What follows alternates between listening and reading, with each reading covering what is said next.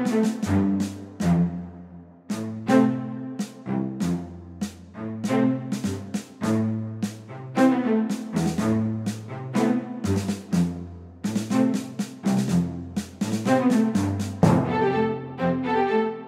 watching E.T.N, where we don't do news, we just talk entertainment. Share and subscribe. Hey guys, welcome to Entertainment Talk Nation. This is Rob. This video, we're going to continue the character profiling series for Godzilla, King of the Monsters. And the next character I wanted to tackle, I kind of want to tackle all the somewhat tough characters to do, to get them out the way, because there's still a list of characters in this movie that we don't have names for. Even Zhang Ji, who's the last profile I did, there was someone in the comment section who said if you go on IMDb that she has a name. Well, I'm actually looking at it now, and that would, if there was a name there, it's gone now. But you know, for the most part, I try to stay away from IMDb because it changes so much and it's not nearly as accurate. Basically what I use is Google. I just put in the movie and usually the movie will pop up and it'll show the cast and it'll give names. Now Google is behind, because there are names for, you know, characters like obviously Sally Hawkins, Millie Bobby Brown, Vera Farmiga, and Kyle Chandler. They all have their names already, but they're not listed on Google when you look it up through Google and you look up their cast list. Sometimes they do that because, you know, these things are subject to change when you're this far out from the movie. But we're going to talk about Charles Dance. And Charles Dance, obviously a lot of you know, if you watch Game of Thrones, he did play Tywin Lannister, and he's been in a slew of other movies. I first saw Charles Dance in the 80s when he did a movie with Eddie Murphy, believe it or not, called The Golden Child. And if you haven't seen that, you should check it out. It's not only is it very funny, but Charles Dance is really good in that movie too. He's always been a good villain, and he was actually a very good villain in that movie.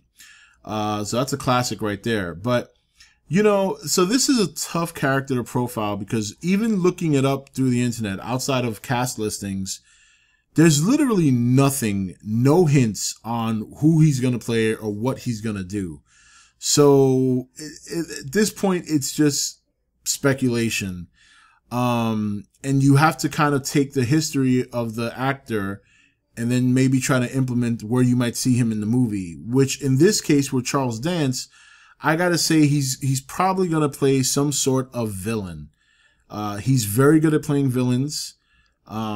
He's got a very, very imposing presence when he's on screen.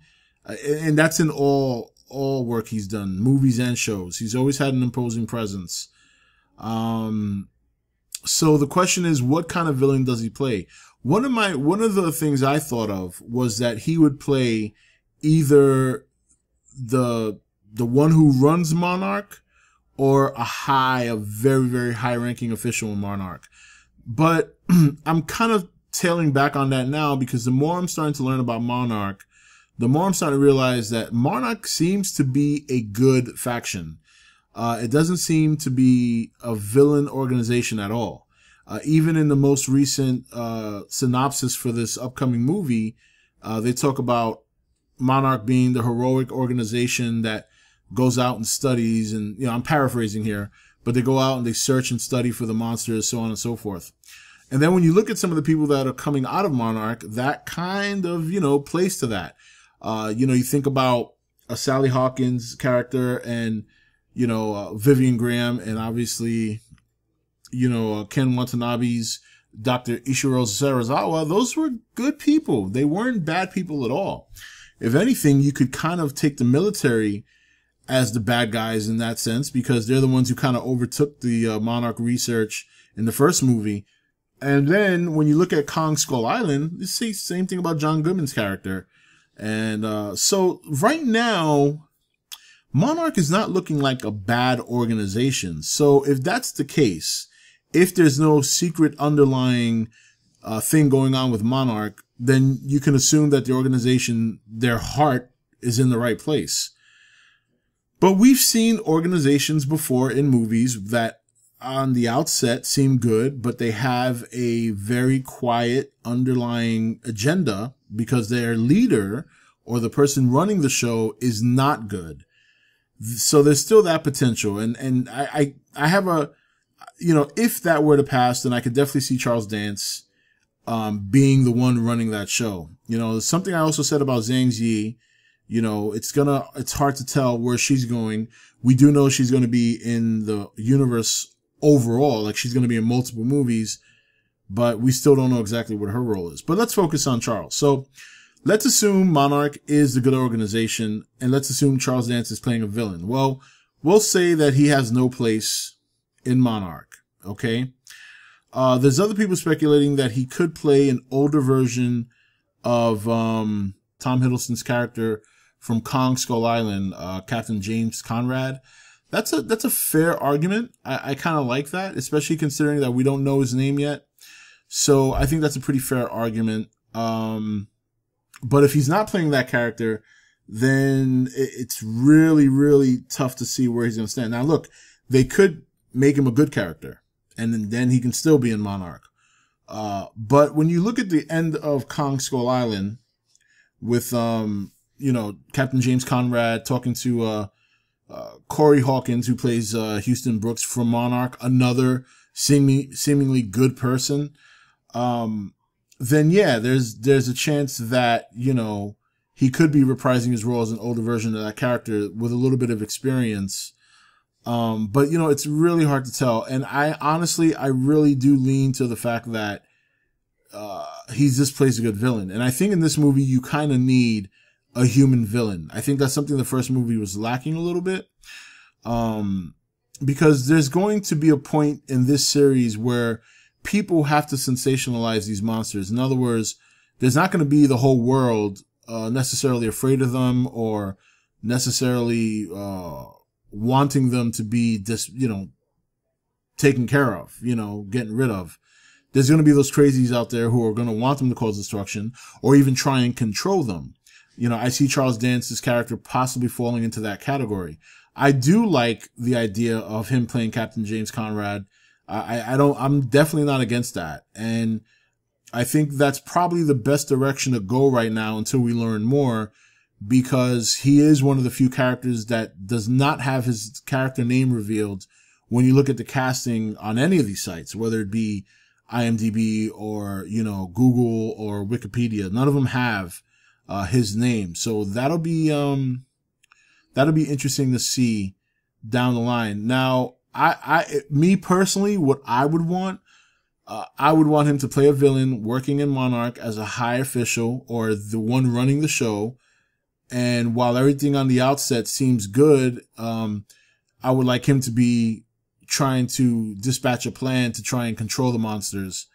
I think he just seems like that type.